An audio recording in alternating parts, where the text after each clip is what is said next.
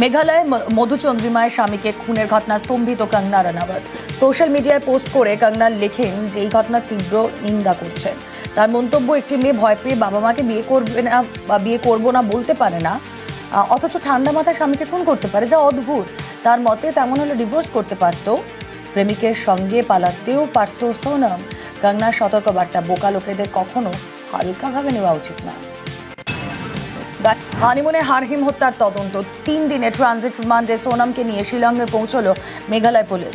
সোনমের বিরুদ্ধে আরও প্রমাণ জোগাড়ের জোর, আজও তাকে তোলা হবে আদালতে। অপরাধে বাকি অভিযুক্তদেরও নিয়ে যাওয়া হচ্ছে শিলংয়ে। সোনম সহ ধৃত 5 জনকে নিয়ে পুনর্নির্মাণের জোর পুলিশের। হানিমুন মার্ডারে চাঞ্চল্যকর তথ্য, স্বামীকে খুন করতে প্ল্যান এর পর প্ল্যান বিও তৈরি রাখে সোনম। পাহাড়ে সেলফি তোলার সময় রাজা রঘুবংশীকে ধাক্কা দিয়ে খাদে ফেলার ছক। গ্রেফতারির পর 4 অভিযুক্তকে লাগাতার পুলিশি জেরার মুখে প্ল্যান বির কথা কবুল ধৃতদের। 50,000 টাকা দিয়ে সুপারি কিলারদের শিলংয়ে পাঠায় সোনমের প্রেমী রাজ কুশওয়াহা। হানিমুনে ইন্দোরের যুবক রাজা রঘুবংশী খুনে স্ত্রী সোনমের বিরুদ্ধে বাড়ছে প্রমাণ। স্বামীর খুনের পর সুপারি কিলারদের সঙ্গে কথা সোনমের।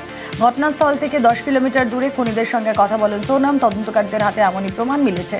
সিসি ফুটেজে রাজার খুনিদের সঙ্গে সোনমকে কথা বলতে দেখা যায়।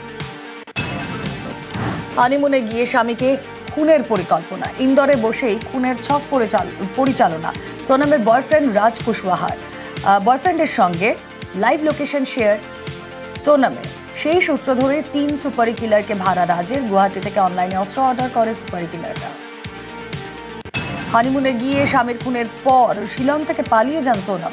23 মে থেকে নিখোঁজ রাজা রঘুবংশী। এরপরই শিলং থেকে পালিয়ে যান সোনম। শিলিগুড়ি হয়ে 25 মে ইন্দোরে পৌঁছন তিনি। দেখা করেন প্রেমিক রাজের সঙ্গে। ইন্দোরে বাড়ি ভাড়া নেন সোনম ও রাজ। প্রায় 2 সপ্তাহ পর গাড়ি ভাড়া করে গাজীপুর ফেরেন সোনম। সেখানে একটি ধাবা থেকে বাড়িতে ভিডিও কল। পুলিশ গেলে অপহরণের দাবি সোনমের। হানিমুনে স্বামীকে খুন করে বয়ফ্রেন্ডকে বিয়ের পরিকল্পনা সোনমের। ইন্দোরের যুবক রাজা রঘুবংশীকে বিয়ের পর হানিমুনে মেঘালয় দম্পতি। সেখানে খুনের ছক, রাজাকে খুন করে রাজকে বিয়ের পরিকল্পনা। ডাকাতদের হাতে স্বামী খুন বলে প্রমাণের চেষ্টা। বিধবা হলে বয়ফ্রেন্ডের সঙ্গে বিয়েতে আপত্তি জানাবে না পরিবার। বয়ফ্রেন্ডের সঙ্গে চ্যাট তদন্তকারীদের হাতে। গাইঘাটায় কারচুপি করে বৃদ্ধার জমি মালিকানা বদলের অভিযোগ। বৃদ্ধার অজান্তেই তার 6 শতক জমির মালিকানা পরিবর্তন করে জমি হাতিয়ে নেওয়ার চেষ্টা। শ্যামল রায় নামে এক ব্যক্তির নামে জমির রেকর্ড বের করার অভিযোগ বৃদ্ধার। বিষয়টি জানার পরই বিডিও বিএলআরও দফতরে অভিযোগ বৃদ্ধার। জমি ফিরিয়ে দেওয়ার দাবি তার। খতিয়ে দেখে ব্যবস্থার আশ্বাস বিডিও। 8 শতক জমি ছিল, পিলার দিয়ে তার দিয়ে ঘেরা দেওয়া রয়েছে। আমাকে কেউ একজন খবর দিল, আমি 6 শতক জমি কেউ নাকি রেকর্ড করে নিয়েছে। সার্চিং করে দেখি যে সত্যি 6 শতক জমি কারণ আমি রেকর্ড হয়ে গেছে। আমার মাত্র 2 শতক ধানি আর 6 শতক বাস্তু ছিল, সেই 6 শতক বাস্তু জমি রেকর্ড হয়ে গেছে অন্যান্য। কাউকে হস্তান্তর বা বিক্রি কিছুই করিনি। এইভাবেই দেখছি হয়ে যাচ্ছে। শ্যামল রায় নামে কেউ একজন, তার নামে রেকর্ড হয়েছে, তার নামটা দেখাচ্ছে। সেলও করিনি, হস্তান্তরও করিনি। এখন জমি তো যেভাবে ছিল সেভাবেই আছে, বিক্রিও করিনি, কিন্তু হঠাৎ করে দেখছি যে অন্য একজনের নামে হয়ে গেল। কি করে হলো এটা? আমি তো কোথাও সইও করিনি। বিক্রি করলে যে ইয়েগুলো নিয়মকানুনগুলো মানতে হয় আমি কিছুই করিনি। হঠাৎ করে দেখছি জমিটা বিক্রি হয়ে গেছে। নেটে সার্চ করেছে আমার ছেলে, তখনই দেখছে যে নামটা মানে খানিকটা জমি চলে গেছে অন্যের নামে। যেটা করেছেন সেটা কথা হয়েছে, তারপরে আমরা দেখি এবং বিএলআর অফিস থেকে এনকোয়ারি করে ব্যবস্থা নেওয়া হবে। এটা বিএলআর অফিস থেকে হয়েছে, এটা কীভাবে হয়েছে সেটা এখন তদন্তর পরেই বোঝা যাবে কী হয়েছে। খড়গপুরের রেল বস্তি উচ্ছেদের প্রতিবাদ, ডিআরএম এর বাংলো ঘেরাওয়ের ডাক বস্তি বাঁচাও কমিটি ও তৃণমূলের। ডিআরএম বাংলো যাওয়ার রাস্তায় কড়া পুলিশি নিরাপত্তা মোতায়েন করা হয়েছে আরপিএফ। ডিআরএম এর বাংলো ঘেরাও তৃণমূল কাউন্সিলর সহ একাধিক নেতা কর্মীর। ঘেরাও অভিযানে বাধা রেল পুলিশের সঙ্গে কথা কাটাকাটিতে এলাকায় উত্তেজনা। আমাদের কর্মসূচি ডিআরএম এর বাংলো অভিযান। তো আমরা এসে দেখলাম ডিআরএম সাহেব নিজেই নিজেকে জেলখানায় বন্দি করে রেখেছেন এবং রাস্তাকে বন্ধ করে দিয়েছেন টিন দিয়ে। কোনো লাভ হবে না। উনি যে তথ্য দিয়েছেন খড়গপুর শহরের উচ্ছেদ করবেন, এভিকশন করবেন। আমরা একটিও বাড়ি বস্তি উচ্ছেদ হতে দেব না, কোনো রাস্তাও আমরা বন্ধ করতে দেব না। তো আমরা অবিলম্বে এই ভীরু কাপুরুষ ডিআরএমের অপসারণ চাইছি। বিধানসভার অধিবেশনে ভারতীয় সেনাকে কুর্নিশ জানিয়ে প্রস্তাব পেশ করেন স্পিকার। প্রস্তাবে উল্লেখ ছিল না অপারেশন সিঁদুরের। পাক মাটিতে জঙ্গি সক্রিয়তার কথা উল্লেখ প্রস্তাবে। পিওকের মাটিতে একাধিক জঙ্গি শিবিরের প্রসঙ্গ প্রস্তাবে। বিধানসভার অধিবেশনে আক্রমণ পাল্টা আক্রমণে মুখ্যমন্ত্রী ও বিরোধী দলনেতা। বিধানসভায় সংরক্ষণ নিয়ে রিপোর্ট পেশ। সুপ্রিম কোর্টের নির্দেশ মেনেই ওবিসি সংরক্ষণ।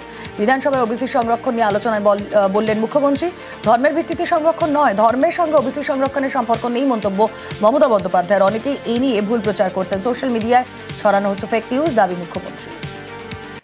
বিধানসভা অধিবেশনে উত্তেজনা। বিরোধী দলনেতা বলতে শুরু করলেই হট্টগোল শুরু। স্লোগান পাল্টা স্লোগান, সংখ্যালঘু তোষণ মন্তব্য তুলে স্লোগান বিজেপির। বিধানসভার বাইরে শুভেন্দু অধিকারীর নেতৃত্বে বিক্ষোভ বিজেপি বিধায়কদের। হই হট্টগোলে ব্যাহত হয় অধিবেশন।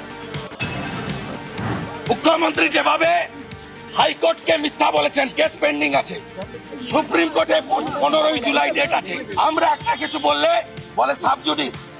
আজকে হাইকোর্ট সুপ্রিম কোর্ট পেন্ডিং থাকা অবস্থায় আগে থেকে নোটিশ না দিয়ে, কপি প্রত্যেকটা এমএলএ কে না দিয়ে অপোজিশনকে 2 মিনিট বলার সুযোগ দেয়নি।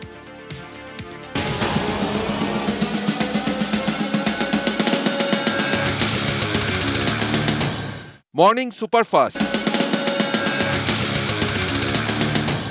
মর্নিং সুপারফাস্ট নিবেদন করছে দ্বাদশ শ্রেণীর জন্য পারুল প্রকাশনীর বিশ্বমানের পাঠ্য বই ডক্টর সঞ্চিতা ভৌমিক ও জয় চক্রবর্তীর প্রারম্ভিক পুষ্টিবিজ্ঞান। আরজি করে তরুণী চিকিৎসককে ধর্ষণ খুনের তদন্তে স্ট্যাটাস রিপোর্ট জমা আদালতে। শিয়ালদা কোর্টে চতুর্থ স্ট্যাটাস রিপোর্ট সিবিআইয়ে। স্ট্যাটাস রিপোর্টে অসন্তুষ্ট চিকিৎসকের পরিবার সন্দীপ ঘোষ ও অভিজিৎ মণ্ডলের বিরুদ্ধে কেন চার্জশিট নয়?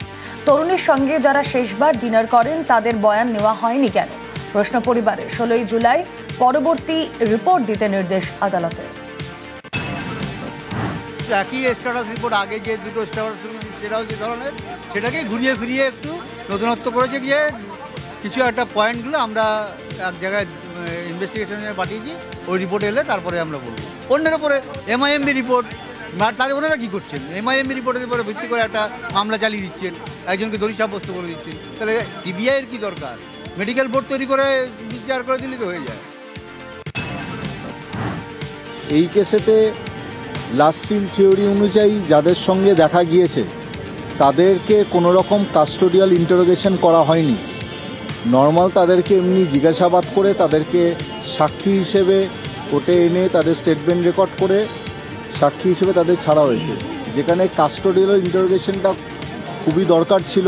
দে are the best person to know what has happen. এইটা নিয়ে চতুর্থ স্ট্যাটাস রিপোর্ট জমা পড়েছে, কিন্তু সেই থিওরির ওপর তারা যে কোনো রকম ইনভেস্টিগেশন করেছে সেই রকম কোনো কিছু তাদের স্ট্যাটাসে উল্লেখ নেই।